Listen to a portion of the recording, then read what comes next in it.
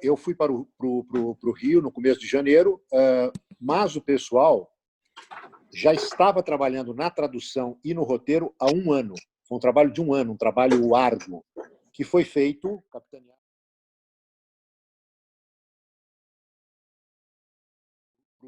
para o Rio no começo de janeiro, mas o pessoal já estava trabalhando na tradução e no roteiro há um ano.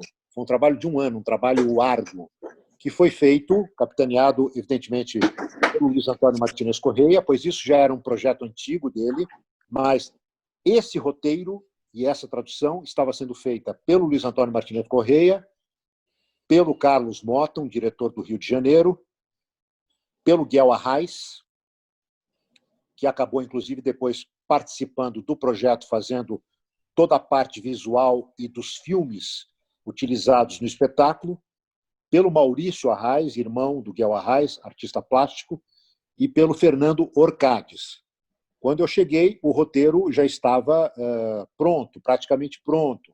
Inclusive, foi revisado pelo grande Boris Schneiderman, que cotejou com o original russo e deu alguns pitacos, algumas sugestões, inclusive, em todo esse trabalho de tradução e de roteirização.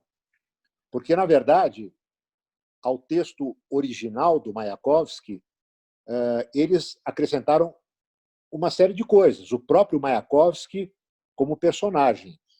Em Mayakovsky, eu arrancava a camisa, havia um coração de cetim no meu peito, eu apontava o revólver para o peito, havia um efeito sonoro de um tiro, e nisso, a tela, uma projeção que era usada, a tela tinha um coração pulsando, pulsando, pulsando, e o coração explodia. E isso remete a um poema do Mayakovsky, né, famoso. Em mim, a anatomia ficou louca, sou todo coração. O Percevejo era um projeto muito antigo do Luiz Antônio. E, no ano de comecinho de 74, ou começo de 73, ele começou a montar o Percevejo, e eu, inclusive, participei dessa montagem. Na época, eu não fazia o princípio. Na época, eu fazia outros papéis menores. Da ditadura, evidentemente, foi censurado. Nós chegamos a ensaiar, eu não lembro exatamente, mas algo em torno de 2 meses, pouco mais de 2 meses, esse projeto, essa época.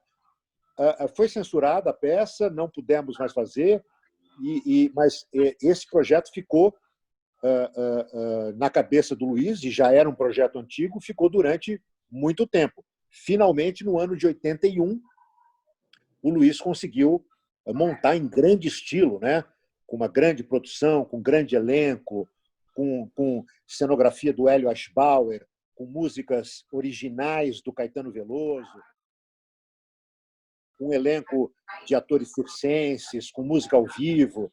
Quer dizer, realmente um espetáculo fabuloso, com vários andares e tal. Nós teremos no Dulcina. Ensaiamos bastante tempo, ensaiamos aproximadamente 4 meses e meio, quase 5 meses, por aí, porque era um espetáculo que tinha a parte teatral, evidentemente, mas tinha coreografias incríveis feitas pela saudosa Nelly Laporte, tinha toda uma parte circense, não é? Inspirado também muito nas ideias do Mayakovsky, do Meyerhold, todo esse pessoal da vanguarda soviética dos anos 20, né? Todo esse pessoal que revolucionou a cena soviética e mundial do teatro, Mayakovsky, Meyerhold, Eisenstein. Eisenstein muita gente conhece só pelos filmes, e realmente a carreira dele mais importante foi no cinema, mas ele teve uma coisa importantíssima no teatro. Ele teve uma atuação muito importante no início da carreira dele no teatro. Outros encenadores importantes, como Evreynov, como Vartangov, enfim, todo esse pessoal que, logo depois da Revolução Soviética de 17, criou o chamado Outubro Teatral. E o que foi esse Outubro Teatral? Foi uma grande revitalização do teatro na União Soviética. Quer dizer, toda a vanguarda soviética do teatro, das artes plásticas, do futurismo, de artistas plásticos como Rodchenko, enfim, do Taklin, de arquitetos. Mas no teatro, isso era uma coisa fantástica. E o Mayakovsky, de uma certa maneira, foi o grande porta-voz dessa nova dramaturgia, dessas ideias do Meyerhold, dessas ideias do Eisenstein.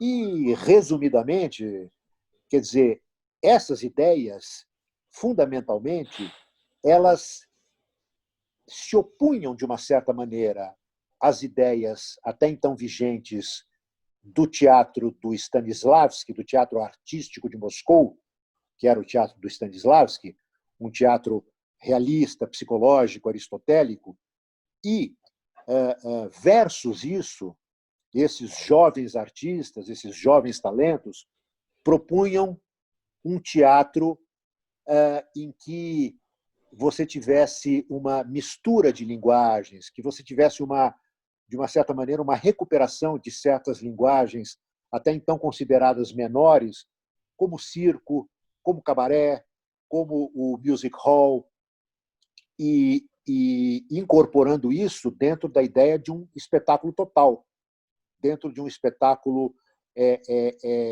popular, de um espetáculo que se comunicasse com grandes plateias, com grandes espectros da população. E você pega, sobretudo, o Meyerhold, que talvez tenha sido o grande gênio de direção dessa época, dos anos 20, da União Soviética, a dramaturgia do Mayakovsky servia como uma luva, porque era exatamente isso que acontece nas principais obras do Mayakovsky, o Percevejo, o Mistério Bufo, os Banhos. Não, eu quando entrei, o Caetano já estava no projeto. O Caetano Tá. quer dizer, ele ainda não havia começado a compor as músicas, efetivamente, ainda não existia nada, mas ele já estava no projeto, ele já fazia parte do projeto, assim como o genial, também saudoso Hélio Aschbauer, um dos maiores cenógrafos, mas não tinha ainda começado a compor. Ele foi compondo durante o processo de ensaio. São todas músicas inéditas, obviamente muitas delas hoje em dia são conhecidas, porque foram gravadas depois pela Gal, por exemplo, O Amor, né? O famoso Talvez, quem sabe, um dia, por uma alameda do zoológico, ela também chegará. Isso é um poema do Mayakovsky. Isso. É um poema do Mayakovsky musicado pelo Caetano, uma música lindíssima, a Gal gravou, enfim, muita gente gravou. É um clássico da música brasileira, como outras músicas da peça que ele tinha uma música que, inclusive, eu aprendi a tocar no violão. Era uma musiquinha, não chegava a ser uma música, era um versinho que o Príncipe cantava, e eu fui estudar no violão, porque o personagem ele toca violão, né, o Príncipe. E a música que o Caetano musicou, essa é inédita, porque essa não foi gravada, porque não chega a ser uma música. Os amigos vão ouvir pela primeira vez, quem não assistiu a peça. A música era assim. Ouvir. A música é assim. Pena que eu não estou com violão. Se eu soubesse, teria trazido um violão para dar um show. A internet proporciona isso. Eu tenho o talento de um Paulinho Nogueira no violão. Eu tenho o talento de um Baden Powell, que nunca foi reconhecido. Seria o momento de eu dar na cara da sociedade o meu talento de violonista. Mas, enfim. Eu sou parceiro seu, estou totalmente a favor disso. É isso aí. Mas, enfim, a música era o seguinte, é um verso da peça que o Príncipe está cantando assim. A letra é do Mayakovsky, com tradução do Luiz Antônio, revisão de Boris Schneiderman, musicado pelo Caetano. E a música vai assim. Na rua Lunacharskaya, eu lembro a velha casa, a escadaria é ampla, e a elegantíssima janela, Eu usei o sotaque baiano do Caetano, porque quando ele cantou a primeira vez para mim, mostrando a música, ele cantou elegantíssimas. Eu falo elegantíssimas, mas o Caetano fala elegantíssimas. Então eu fazia essa homenagem ao Caetano e cantava desse jeito. Na rua Lunacharskaya, eu lembro a velha casaia, a escadaria é ampla e a elegantíssima janela.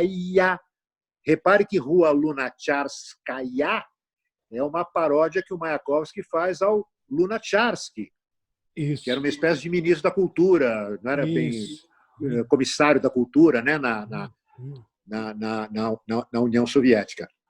Enfim, mas os amigos aí que estão nos assistindo estão ouvindo pela primeira vez uma música que pode se dizer inédita do Caetano Veloso, porque é apenas esse versinho, né, que tinha no espetáculo, que era feito ao vivo por mim, mas principalmente, eu repito, tocando violão ao vivo, melhor que Baden-Powell. Interromper, mas é importante porque pouca gente fala disso, mas a ideia da Ópera do Malandro, de se fazer a Ópera do Malandro, é do Luiz Antônio. É claro ele me que mostrou autor... isso, claro... você vai falar mais. Ele me mostrou isso, o rascunho, os desenhos, lá no Teatro Oficina, por volta de 76. Ele Pois já é. vinha... Exatamente. Isso. Exatamente. Quer dizer, o texto, evidentemente, é do Chico. As músicas são do Chico, mas a ideia de fazer... Porque o Luiz era apaixonado pela ópera dos Três Vinténs. Então, essa ideia de fazer essa versão brasileira, vamos dizer assim, da ópera dos Três Vinténs, assim como o Brecht fez a versão alemã do John Gay, da ópera dos Mendigos, era uma ideia muito antiga, como você está contando. Você já conhecia essa ideia. As pessoas não falam disso hoje. As pessoas não sabem. As pessoas só falam em termos de autoria, e óbvio que ele é o autor, e um autor brilhante, não é? E músicas belíssimas, mas a ideia original, a ideia seminal da Ópera do Malandro é do Luiz Antônio Martinez Correia, e é antiga, como você mesmo testemunhou.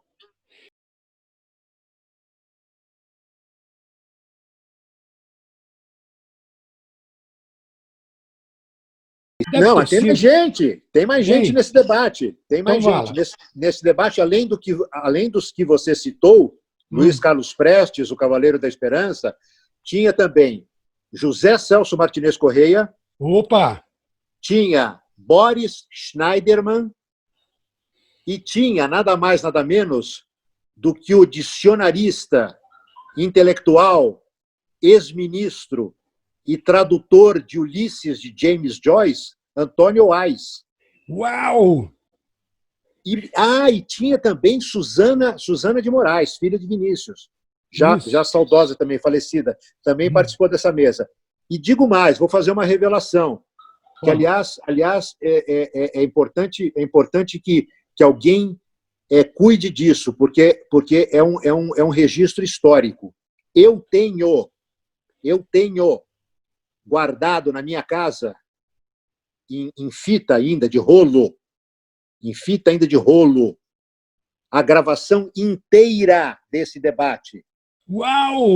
Foi um debate que foi realizado no Teatro Dulcina depois do espetáculo, com essas personalidades, Luiz Carlos Prestes, Antônio Wise, Boris Schneiderman, Zé Celso, enfim. Quer dizer, é um documento extraordinário que está empoeirado numa prateleira da minha casa. Imagina um debate com esses titãs da cultura, da política, não é? da vida brasileira, né? Debatendo Mayakovsky, debatendo teatro, debatendo cultura, debatendo o Brasil. Né? Quer dizer, é realmente um negócio extraordinário.